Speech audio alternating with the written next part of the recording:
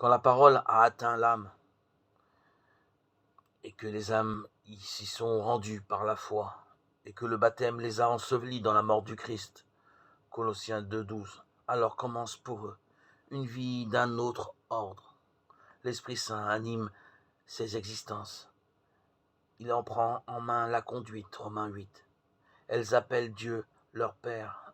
La grâce les pousse à fuir tout ce qui peut lui déplaire et qui se confond avec le mal.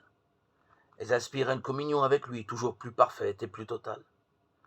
Personne ne peut vraiment savoir ce que c'est que de vivre dans le Christ, s'il ignore la familiarité offerte du même coup avec les saints en qui cette vie se déploie sans résistance. Ce sont des exemples, ce sont des amis. Mais ici-bas, il ne peut être question que de foi. C'est-à-dire que tout reste suspendu en nous, à ce consentement donné en profondeur à la parole du Christ. Si belle que soit la construction, elle s'écroule si la foi vient à se dérober. Et cette foi ne peut pas ne pas être une souffrance, car par sa nature même, elle nourrit une espérance étant à s'effacer pour l'heure où viendra la lumière, où l'on verra au lieu de croire.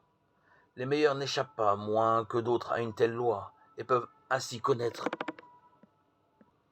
une véritable passion, cela même que Dieu comble par quelqu'un de ces dons qu'on appelle mystiques, ne sortent pas du régime de la foi. Dieu leur donne seulement l'évidence éblouissante et bouleversante que la communion avec lui dont ils bénéficient est un don qui leur fait